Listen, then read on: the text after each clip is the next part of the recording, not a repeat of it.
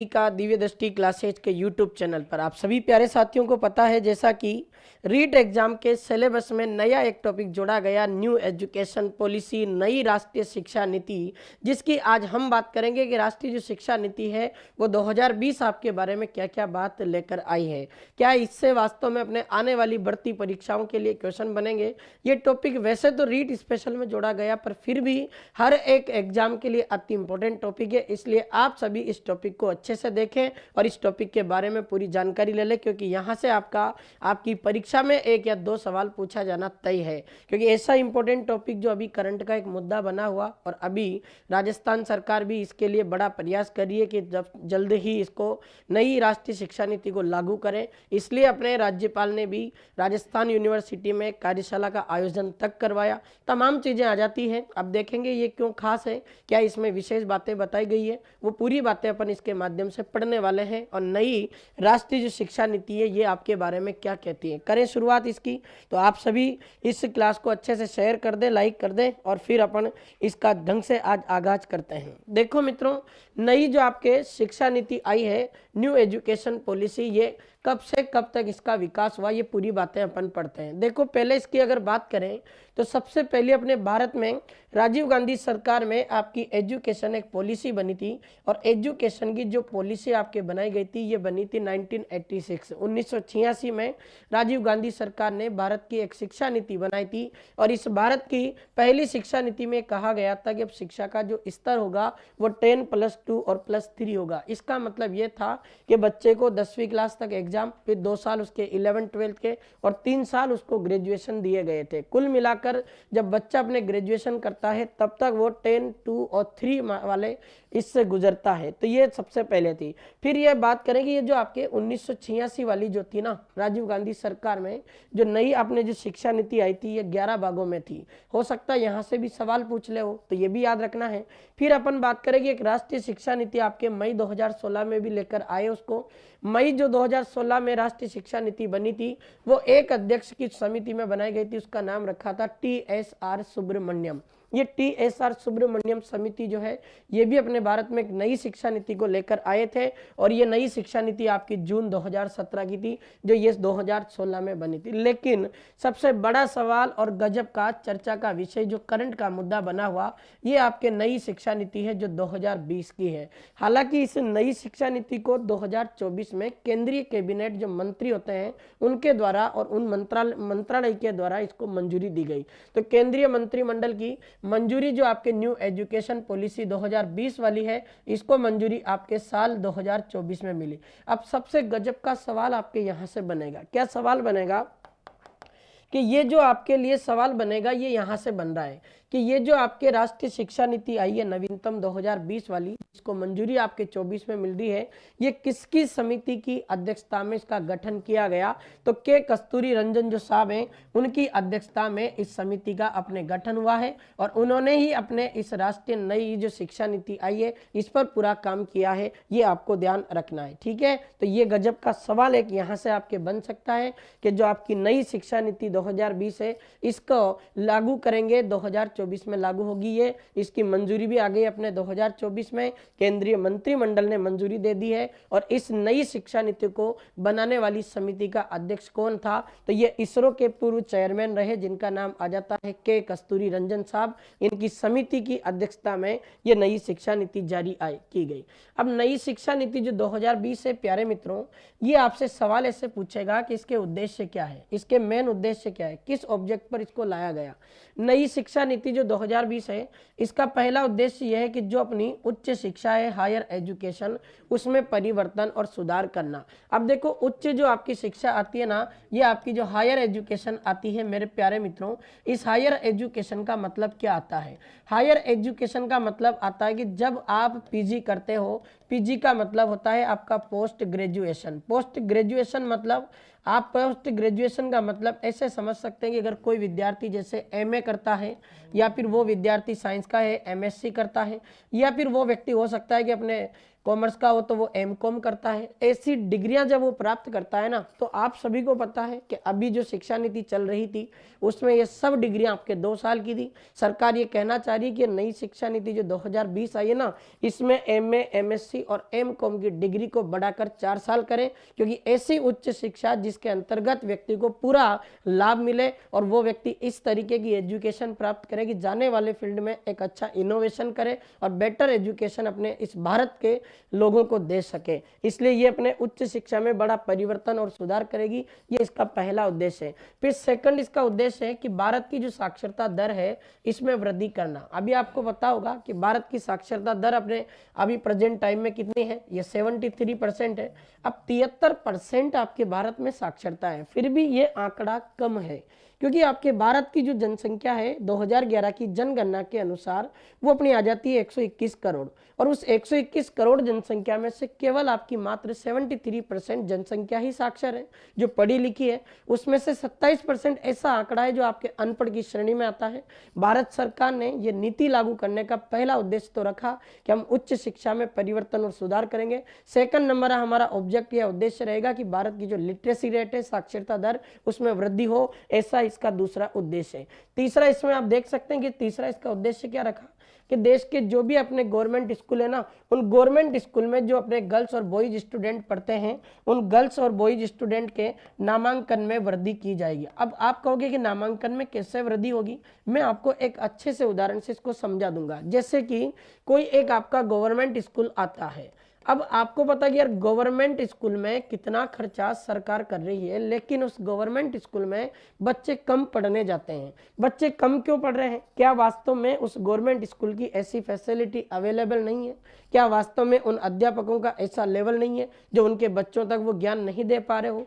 क्या कारण है? उन सभी कारणों को जानकर इसने कहा कि जो भी कोई गवर्नमेंट स्कूल है, अब इस गवर्नमेंट स्कूल में जो भी अपने गर्ल्स और बॉयज स्टूडेंट पढ़ते हैं, इन बॉयज और गर्ल्स स्टूडेंट की संख्या कम रहती है, और इनमें कई बार तुमने देखा होगा एक ऐसा स्कूल जिसमें अध्यापकों की संख्या तो 5 है, वहां पढ़ने वाले स्टूडेंट आपके 40-50 है। यार 40-50 स्टूडेंट पर सरकार इतने लोगों पर, इतने टीचर को रखकर खर्चा कर रही है। अब खर्चा कर रही है तो खर्चा तो सरकार का हो रहा है।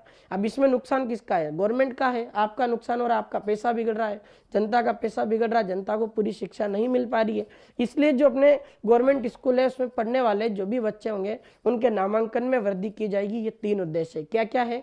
उच्च शिक्षा में परिवर्तन और सुधार, भारत की साक्षरता दर में वृद्धि करना, तीसरा इसका उद्देश्य जो गवर्नमेंट स्कूल है उनमें गर्ल्स और बॉयज स्टूडेंट की संख्या में वृद्धि करना, ज्यादा से ज्यादा बच्चे पढ़े।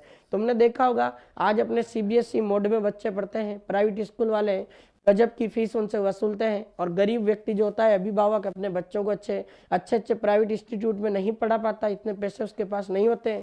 तो गवर्नमेंट ने कहा कि यार ऐसा व्यक्ति जो अपने पैसों के लिए जूझ रहा है, गरीबी रेखा में आता है, और ऐसे व्यक्ति के बच्चों का भविष्य खतरे में डाल रहे हैं, ऐसे बच्चे का भविष्य बनाया जाए, इसलिए सरकार ने ये न्यू एजुकेशन पॉलिसी को क्या किया है? लॉन्च किया। आओ अगले मुद्दे पर। ये प्रश्न बन सकता है, ये एनईपी जो 2020 है ना, ये क्यों खास है? भाई ऐसा क्या है इसमें? भाई जो आपकी 1986 वाली शिक्षा नीति थी, 2016 वाली थी, उनमें परिवर्तन करके फिर इसको लाने की आवश्यकता क्यों पड़ गई? ये इसकी खास विशेषता है। देखिएगा आप, इसमें सतत विकास जो लक्ष्य है आप सभी जानते होंगे, जिसे अपन बोलते हैं एसडीजी। एसडीजी का मतलब होता है सस्टेनेबल डेवलपमेंट गोल। अगर भारत जिस तरीके से शिक्षा, लैंगिक विकास सबको बढ़ा रहा है, स्वच्छता को बढ़ा रहा, स्वास्थ्य के क्षेत्र में, शिक्षा के क्षेत्र में, इनोवेशन के क्षेत्र में, टेक्निकल के क्षेत्र में, तमाम क्षेत्रों पर बात कर रहा है, तो केवल और केवल किसको ध्यान रख रहा है? सतत विकास लक्ष्यों को। तो सतत विकास जो लक्ष्य है उसके अनुरूप इसको तैयार किया गया है। अब इसमें देखो आप, ये एनईपी अपने 5 बातें इसकी खास है, क्योंकि इसमें इसकी पहली विशेषता आ जाती है सार्वभौमिकता। इसको समझना पड़ेगा। सार्वभौमिकता का मतलब क्या होता है कि देखो आप, भारत की जो टोटल अपने जनसंख्या है ना, इस टोटल जनसंख्या में अगर हम देखें कि इसमें अपने ग्रामीण और अपने शहरी जनसंख्या दोनों आ जाती है। अब ग्रामीण क्षेत्र के लोगों में वो थोड़ा सा कि वो जो अपना गरीबी रेखा वाले लोग हैं वो अच्छी एजुकेशन अपने बच्चों तक नहीं पहुंचा पा रहे, सभी लोगों तक इस नई शिक्षा नीति की पहुंच बने, उसे अपन बोलते हैं सार्वभौमिकता। तो सार्वभौमिकता इसका पहला गुण है। दूसरा इसमें कहा गया कि समता। समता का मतलब कि कोई एक व्यक्ति है जिसकी नौकरी है, उसके पास पैसा है, तो उसके बच्चे तो अच्छे अच्छे इंस्टीट्यूट में पढ़ लेंगे, लेकिन एक अपने जैसा कोई गरीब आदमी जिसका बच्चा अपने गरीबी के कारण अच्छे इंस्टीट्यूट में नहीं पढ़ सकता, अच्छी एजुकेशन नहीं प्राप्त कर सकता, सरकार ने कहा कि बराबर अधिकार रखेंगे। और जो अमीर और गरीबी के बीच में एक बहुत बड़ी जो खाई बनी हुई है, जिनके बच्चों के भविष्य के बारे में सोचकर यह निर्णय लिया, उसे अपन कहते हैं समता। तीसरा पॉइंट इसमें आ जाता है क्वालिटी, गुणवत्ता। कि अगर मान लीजिए आपको गवर्नमेंट स्कूलों में ही बेहतरीन क्वालिटी उपलब्ध होगी, तो क्या व्यक्ति अपने बच्चे को गवर्नमेंट स्कूल से हटाकर प्राइवेट स्कूल की ओर ट्रांसफर थोड़ी करेगा। अगर उसी बच्चे को सब कुछ उसी इंस्टीट्यूट में प्राप्त हो जाएगा जो दूसरा इंस्टीट्यूट उसको पैसों के बदले में दे रहा है, और सरकार इतना खर्चा कर रही है, तो उसको ऐसी क्वालिटी मेंटेन करके दी जाए ना, ताकि वो बच्चा उसी स्कूल में पढ़े और उस बच्चे को पूरा सब कुछ वहां मिले, तब जाकर उस बच्चे का सार्वभौमिक विकास हो पाएगा। ऐसी उसको क्वालिटीपूर्ण एजुकेशन दी जाएगी। ये इसकी तीसरी विशेषता है। फिर इसमें एक आ जाती है जवाबदेहिता, अकाउंटेबिलिटी। जवाबदेहिता का मतलब इस एनईपी में कहा कि कोई एक प्रधानाध्यापक या कोई एक अध्यापक जिस स्कूल में ड्यूटी करता है ना, उस विद्यालय के अध्यापक और उस विद्यालय के प्रधानाध्यापक से यह जवाब मांगा जाएगा कि आपके विद्यालय में कितने नामांकन हैं, कितने बच्चे इस क्लास में हैं, कितने बच्चों का इस क्लास में अच्छा लेवल है, कितने बच्चे टैलेंटेड हैं, क्या उन बच्चों का दूसरे चीज़ों में भी, एक्टिविटी में भी इंटरेस्ट है। हो सकता है किसी बच्चे का पढ़ने में रुचि कम हो तो वो खेल की ओर इंटरेस्ट रखता हो, कोई ऐसा बच्चा हो जिसका पढ़ने में कम रुचि हो, वो किसी अलग एक्टिविटी में ध्यान रखता हो। ऐसे कई तमाम कारण आ सकते हैं। ऐसी अकाउंटेबिलिटी या जवाबदेहिता भी अपने सरकार ने कहा कि हम शिक्षा अधिकारी को देंगे, उसकी जिम्मेदारी रहेगी कि पूरे विद्यालय को चेक करे और शानदार क्वालिटी के साथ एजुकेशन बच्चों तक पहुंचाए। ये उसे बोला जाता है जवाबदेहिता। फिर एक आपके आ जाता है वहनीयता। वहनीयता का मतलब किसी भी व्यक्ति के द्वारा कोई काम किया जा रहा है और उसके बदले में उसको पैसा देना पड़ेगा, वहन करना पड़ेगा। ये जितना वहन होगा सरकार का होगा, और पूरा खर्चा अपने राज्य सरकार और केंद्र सरकार दोनों मिलकर देने वाली है। इसको अपन बोल देते हैं वहनीयता। फिर एक आपका आ जाता है, तो ये अपने 5 प्रमुख स्तंभ है, सार्वभौमिकता, समता, गुणवत्ता, जवाबदेहिता, वहनीयता। ये पांचों के पांचों प्रमुख स्तंभ किसके आ जाते हैं? एनईपी 2020, जिसको आपके सतत विकास लक्ष्य के अनुरूप तैयार किया गया। आओ अगले प्रश्न की ओर बढ़ेंगे। उससे पहले मैं आपको एक बात बता दूं कि प्रतिदिन दिव्य दृष्टि क्लासेस संस्थान आपके लिए 8 या 7 मिनट का एक वीडियो डालता है, जिसके माध्यम से आपको 10 से 15 क्वेश्चन राजस्थान जीके के तैयार करने का मौका देता है। पूरे व्याख्या सहित वो प्रश्न आपको दिए जाएंगे। सारे प्रश्न वो हैं जो आपके लिए अति महत्वपूर्ण और एग्जाम में पूछे गए और आगामी एग्जाम में आपके सवाल पूछे जाएंगे। ऐसा डोज हमारा संस्थान प्रतिदिन हमारे यूट्यूब चैनल पर एक वीडियो के रूप में अपलोड करता है, ये भी आप जरूर देखें। चलो अब देखते हैं अपन एनईपी के बारे में कि ये जो आपकी एनईपी 2020 आई है ना, इस एनईपी 2020 के अपने 4 भाग बनाए गए। और इसमें कहा गया कि हमारी जो एनईपी है, न्यू एजुकेशन पॉलिसी है, ये 2020 वाली, इस न्यू एजुकेशन पॉलिसी को हम स्कूल में इस तरीके की व्यवस्था के साथ शुरू करेंगे। कैसे करेंगे? न्यू एजुकेशन पॉलिसी में कहा गया कि हम इसको 4 भागों में डिवाइड कर रहे हैं, और 4 भाग हमारे होंगे 5, 3 और 3 और 4। आप कहोगे कि 5, 3, 3, 4, ये तो काफी दिनों से सुन रहे हैं, पर गुरु कुछ समझ में आया नहीं। मैं बता रहा हूं तुम्हें। देखो, आप 5 का मतलब होता है कि वो बच्चा जिसकी उम्र 3 से 8 साल है। कितने साल का बच्चा है? 3 से 8। अब तुम्हें पता है कि एक बच्चा 3 से 8 साल का है, तो आपने जब बच्चे को जन्म दिया, क्या बच्चा जन्म देते ही स्कूल चला जाएगा? ना। बच्चा जब 3 साल का होगा तब उस बेबी को अपन स्कूल भेजेंगे।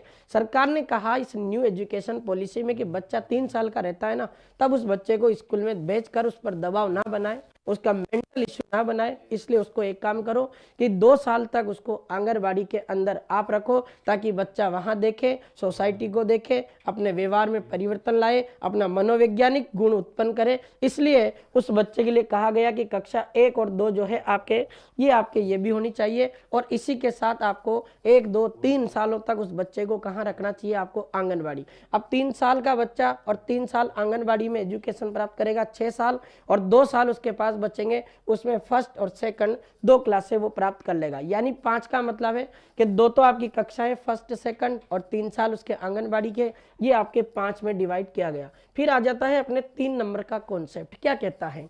ये कहता है कि वो बालक जिसकी उम्र 8 से 11 साल है, यानी ऐसा बच्चा जो 8 से 11 साल का हो गया ना, तब वो बच्चा क्या करेगा कि कक्षा 3 से 5 तक में पढ़ना चाहिए। 11 साल तक बच्चे की जब उम्र होगी तब वो बच्चा 5वीं कक्षा पास कर ले, ऐसा सरकार ने कहा। और ये 3 साल उसको दिए, क्योंकि अपना तीसरी कक्षा, चौथी कक्षा और 5वीं कक्षा, तो 3, 4, 5 को पूरा करने में 3 साल उसको चाहिए, इसलिए 8 के बाद 3 साल 11 साल। फिर बच्चे को कहा कि जब बच्चा वापस अपने 11 से 14 साल का हो जाए ना, तब उस बच्चे की 3 कक्षाएं और वापस आप करो।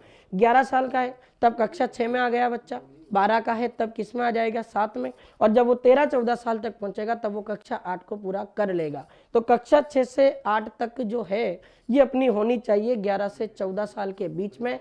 और 4 नंबर जो है ये कहता है कि वो बच्चा जिसकी उम्र 14 से 18 साल हो गई है, 18 साल तक बच्चे को केवल 12वीं ही पास करनी। अब तुमने देखा होगा, कई बच्चे अपन देख लेते हैं और ऐसा भी अपन ने प्रतीत किया है कि बच्चे की उम्र 15 साल है और बच्चे ने 15 साल की उम्र में 12वीं कर लिया, 18 साल में ग्रेजुएशन कर लिया।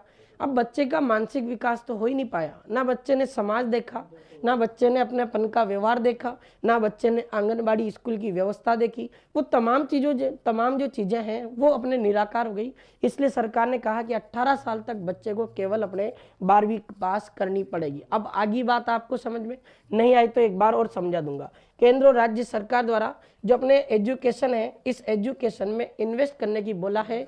और जो अपना जीडीपी होता है ना, सकल घरेलू उत्पाद, जो भी भारत की जीडीपी होगी, भारत और राज्य की जीडीपी का जो भी होगा उसमें से 6% वो जीडीपी अपने शिक्षा के क्षेत्र में निवेश करे, ताकि भारत के लोगों को एक बेहतर और एक गुणवत्तापूर्ण एजुकेशन उपलब्ध हो। इतना पैसा उसको किसमें खर्च करना पड़ेगा? एजुकेशन के सेक्टर में। पूरी जीडीपी का 6%। केंद्र है तो केंद्र अपनी जीडीपी का 6%, स्टेट है तो स्टेट भी 6% अपनी जीडीपी का इन्वेस्टमेंट करेगा आपकी एजुकेशन के सेक्टर में। ये आपको ध्यान रखना। तो आपको एक कैसे याद रखना? आंगनबाड़ी स्कूल 3 साल का, पहली दूसरी 2 साल की 5 साल, फिर बच्चे को कक्षा 3 से 5 में 3 साल दो, फिर बच्चा जब अपने 6 से 8 तक पढ़े 3 साल दिए जाए, और जब बच्चा 9, 10, 11, 12 ये 4 साल उसको दिए जाए। इस तरीके से बच्चा जब 18 साल की उम्र प्राप्त करे तब तक उस बच्चे की उम्र हो जाएगी 18, और 18 साल में बच्चा 12वीं कक्षा पास करके जाएगा। ये न्यू एजुकेशन पॉलिसी की स्कूल व्यवस्था कहती है,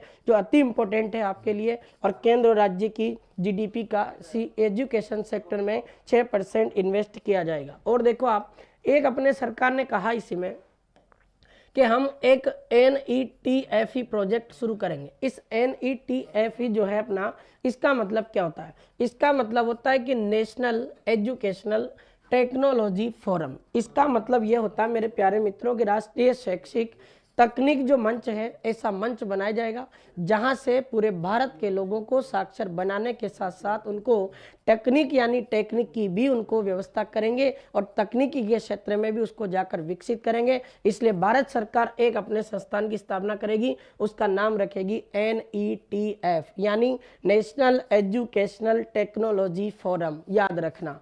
फिर इसका उद्देश्य क्या है कि ये डिजिटल जो लर्निंग है इसको बढ़ाएगा। लर्निंग का मतलब होता है सीखना। अब आप कहोगे कि कैसे? मान लीजिए कि आपके न्यू एजुकेशन पॉलिसी है, ये कहना चाह रही कि आज का जमाना आपके टेक्निकल का है, तकनीक का है। अगर बच्चा स्कूल में पढ़ रहा है और उसको टेक्निकल के मुद्दे अगर सोल्व करना नहीं आते और बच्चा आगे बढ़कर भी नौकरी लग जाएगा, तो बाद में टीचर बनने के बाद किसी एक पैनल पर पढ़ाएगा और उस पैनल की उस बच्चे को अगर नॉलेज ही नहीं है तो क्या उसने सीखा? फिर उस ऐसी स्कूल व्यवस्था का क्या मतलब? इसलिए सरकार ने कहा कि हम डिजिटल लर्निंग को बढ़ावा देंगे। इसलिए हम किसका गठन करेंगे? NETF का गठन करेंगे, नेशनल एजुकेशनल टेक्नोलॉजी फोरम का। ये आपको याद रखना है। फिर देखते हैं, एक सरकार ने कहा कि हम NMFLN इसकी फुल फॉर्म आ सकती है आपके कि ए जो अपने बनेगा national mission foundational literacy and numeracy. क्या मतलब है इसका?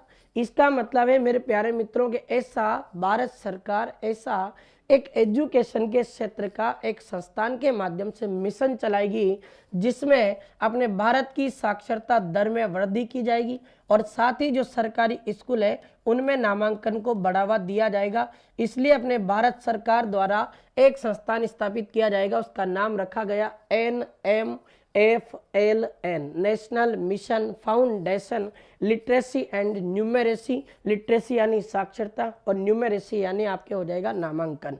इसका उद्देश्य है साक्षरता व नामांकन में वृद्धि करना, कि भारत के स्कूल है, सरकारी स्कूलों में ज़्यादा से ज़्यादा बच्चे पढ़े, वो साक्षरता बढ़ेगी, साक्षरता बढ़ेगी तो बच्चे सरकारी स्कूल में भाग लेंगे, सरकारी स्कूल में एडमिशन होंगे तो नामांकन में वृद्धि होगी। ये इसका एक लॉजिक है। और आओ आप एक अपने आ जाता है परख कार्यक्रम। बड़ा अच्छा शानदार सवाल यहाँ से आपके बन जाएगा और मैं आपको एक गजब का सवाल यहाँ से अभी बताऊंगा। परख जो कार्यक्रम है मेरे प्यारे मित्रों, इसकी फुल फॉर्म भी आपसे पूछी जा सकती है।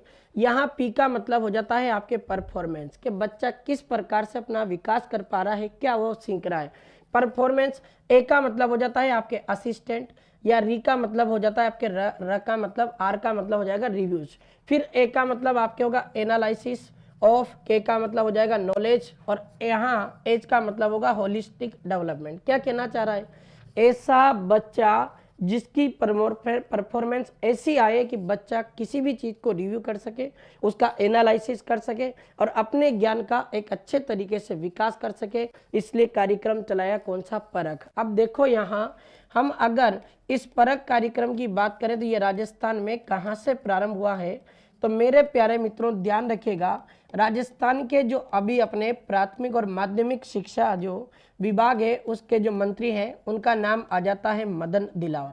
ये मदन दिलावर द्वारा अपने इस परख कार्यक्रम को कहाँ से शुरू किया गया, तो मेरे प्यारे मित्रों आपको याद रखना है, अपने राजस्थान में एक कनवाड़ी नाम का गांव पड़ता है और इसी कनवाड़ी गांव में अपना जो आता है ये अपने राजस्थान के झालावाड़ जिले में आता है।